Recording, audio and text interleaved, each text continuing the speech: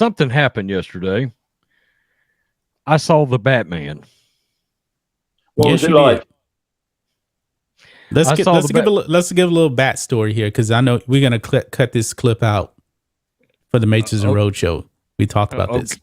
Okay. We went live, and I talked about it, and I said it's a good movie. It's a good Batman movie, and I will say this is probably, out of live action movies, this is like the fifth best. It's not better than any of the Christopher Nolan movies. It's not better than 89 Batman or Batman Returns.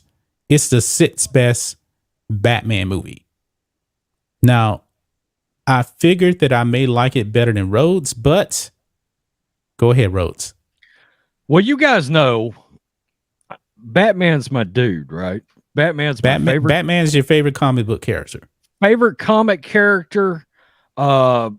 Number 2 movie character behind only Han Solo. So it's Han and Batman far as the ranks of actual movie characters in genre filmmaking. And so I'm fired up. I hear everybody's reviews. Hell, Ryan loves it. Ryan hates everything. I know. He gave it an 8 out of 10. I know it. Jeremy liked it. I was a little concerned because Jeremy he just felt like he didn't like it as much as I was hoping he would. He did say like 25% of the fans would not like it. I'm seeing mixed reactions on Wokebook there as well. And have you seen it yet, Mick? Not yet. No, I'm going. I probably. It won't be probably till after next week when I get to see it. It's my wife's birthday on Tuesday, so and we're going out for a birthday. We're going out the weekend there as well. But okay. I'm definitely looking at. Like I say, Batman's probably one of my favourite characters of all time as well. But The Dark Knight to me is my favourite Batman movie. So I came out of the movie and fresh, sent Matrixx a message, and I said, I was shocked. 6 out of 10. And Matrixx like, whoa, okay. And then then I got home because I got home, I started collecting myself, I started letting it set in, and I was like, let me start putting some notes together because I'm doing a review of this motherfucker one way or another. I'm doing a review of this piece of shit that I just watched. Okay? What's the score now, man? 3 out of 10. Wow. 3 out of 10. And is it Last Jedi bad? No. Well, no. Okay. I will say this, and I didn't even think about this, but I'm glad you brought up The Last Jedi. I will say I do have one parallel there. I think Matt Reeves ran a bit of a character assassination on Bruce Wayne. If I'm being real. That is one of the criticisms, because when the few times he's actually Bruce Wayne, he's really not Bruce Wayne. He's just Batman, not in a suit. And I'm watching it, and look, I like Matt Reeves as a filmmaker. We're not talking about Rian Johnson here. We're talking about a high quality filmmaker. I like most of what he does. Boy, there were some real misses with me though. Now let's get this out of the way. I love the theme. The score was excellent. Very good. Did you agree with me though? Because when we were on the stream before, we were saying that I was telling you that when Batman shows up and they were playing that theme, the criminals were terrified. Oh yeah.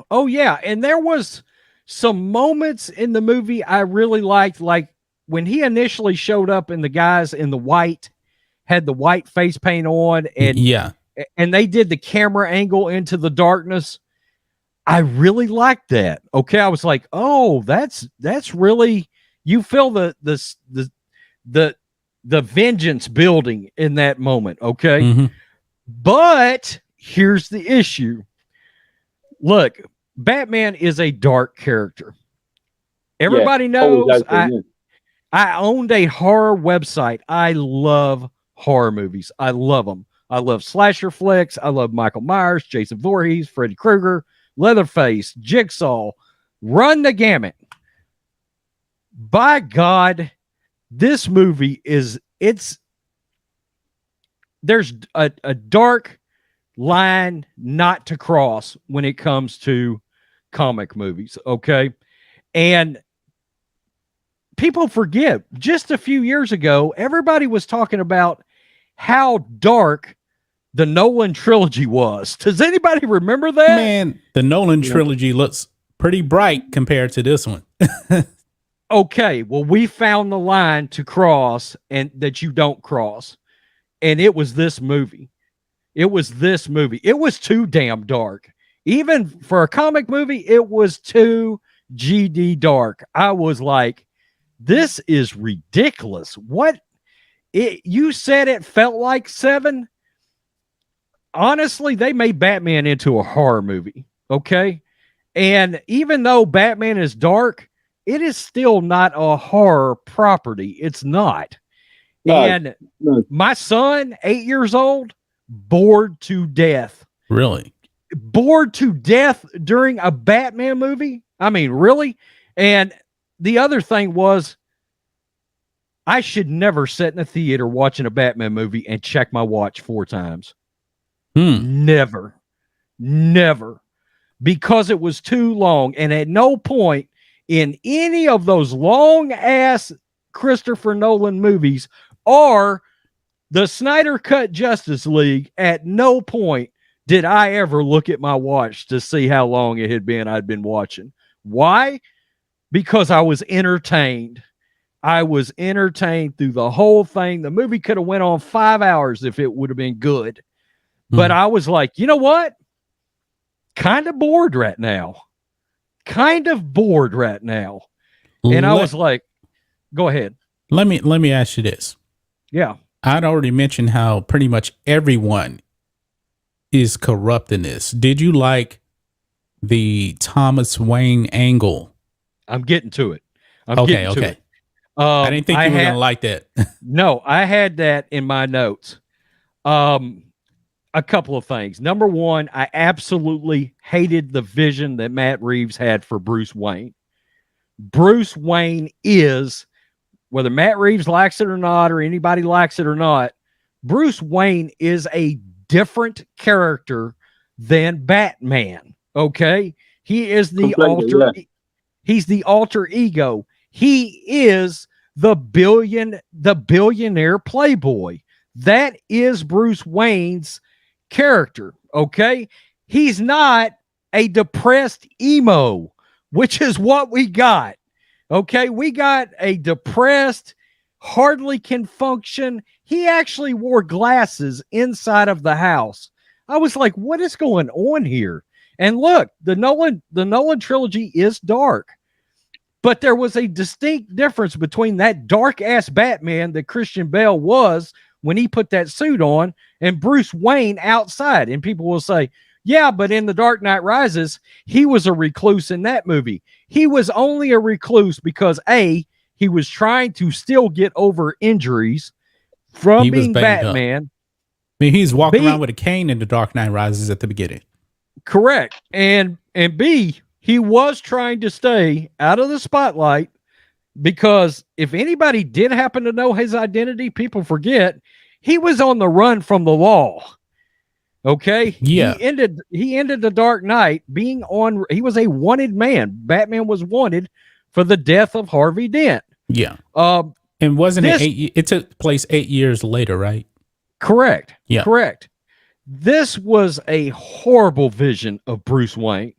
And I've said, if you're going to have a good Batman movie, you've got to get Bruce Wayne right. Okay. I did not like the fact that honestly, considering his vision of Bruce Wayne, I'm actually glad Bruce Wayne wasn't in it more.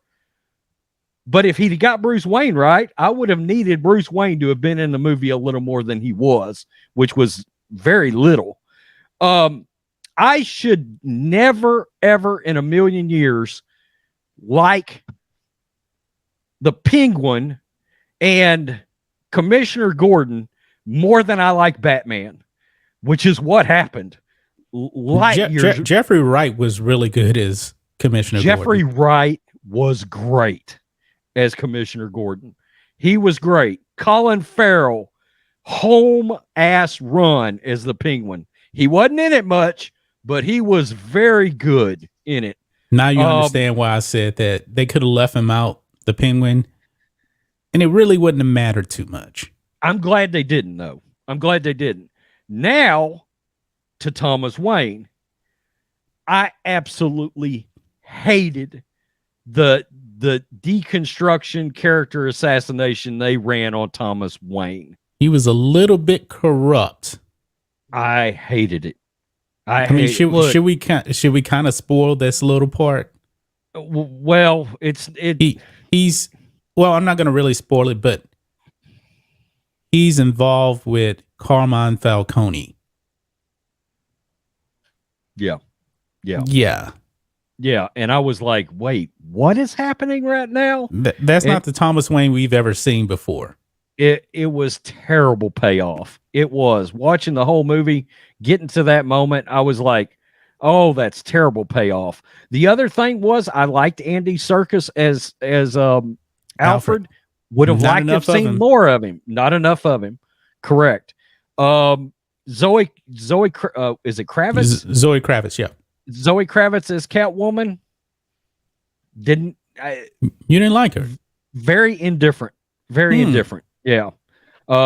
Definitely liked Michelle Pfeiffer. And, she's the best. And what's the girl that played it in the Anne Hathaway? Anne Hathaway? Definitely liked both of them better than I liked her. Better than Halle Berry. But that movie sucked, but that movie sucked. My God. So Robert Pattinson's not Batman, not a good Batman then. Let's see. Well, let me ask you this while you're looking. Did you like that they never used the word Batman in the whole movie? He was called Vengeance like what, 3-4 times? Not really. One of my favorite parts of the Nolan trilogy was one of my favorite lines is from the Scarecrow. And I can't remember if they're at Arkham or where they're at, but Cillian Murphy looks up, who's a great actor, by the way. Mm-hmm. He looks up because he hears some commotion, and he goes, "The Batman." It's that's all he says is the Batman, and you're like, pronounce his name Killian here, and we realize in that moment, even the Scarecrow knows business is about to pick up. The Batman just showed up. Right. And a little fear starts moving around inside. There's a line not to cross. And that line is Winter Soldier, Dark Knight trilogy, Zack Snyder's universe. That's as dark as comics need to go. Unless you're dealing with a straight up horror character like Spawn, that's as dark as it needs to go. I mean, and I can't see dropping this Batman in any part of the universe. Certainly not the Justice League or anything like that. I saw the little Joker thing. Okay. I mean, and I'm already sort of anticipating major disappointment there because where are you going to go with the Joker after Joaquin Phoenix and Heath Ledger was so good? You know, what are you going to do there? I mean, I would have, if I was Warner Brothers, I would have taken a hard look at how in the hell do we incorporate Joaquin Phoenix in with Batman somehow, because that performance was so great and the movie was so great. Epic. Like the Joker much more than I like this Batman movie. Much more. And that was a pretty damn dark Joker movie. Very. Yeah, I really, to tell something, yeah, it was dark. I remember walking out of it, I was just mind blown. I was like, wow. Because they did stuff in that movie. I'm talking about the Joker executing Robert De Niro's character on live TV. I never thought I would actually see that in a comic book movie, and they did it. I didn't like the Riddler. Well, let's put it this way: it's a different take on the Riddler. I was indifferent to the Riddler, and that's pretty bad when you neither like him or dislike him. They tried to make his character somewhat akin to Jigsaw from Saw, but yeah, that's a good example. You found out very quickly Paul Dano is no Tobin Bell. There is nothing intimidating about the Riddler at all, really and truly. I didn't like the suit they put the Riddler in. I didn't like his outfit. This is almost like parallel universe kind of Batman. This is almost like if Batman, you pull Batman from Earth 3, you know, the multiverse or something. Mm-hmm. This was like Batman in Earth 3 or something. This was the strangest. God, I hated the feel of this movie. Again, everybody bitched and complained because they talked about how dark Nolan's trilogy and how dark the Snyderverse was. This is so much darker. And yeah, I would say they tried to take elements of 7, but 7 is a light year superior movie to this piece of shit. I mean, number one, 7 it's got some great performances in it. Number one, Brad Pitt, I need to watch Morgan it again. Freeman are great. Kevin Spacey is great. David Fincher just made a far superior movie to this thing. I'm now that I've seen it, I'm shocked so many people like it. To be honest, I need to go watch it again. I'm floored. Well, I've seen mixed reactions on Wokebook. Some people say it was brilliant. Some people say it was a crock of shit.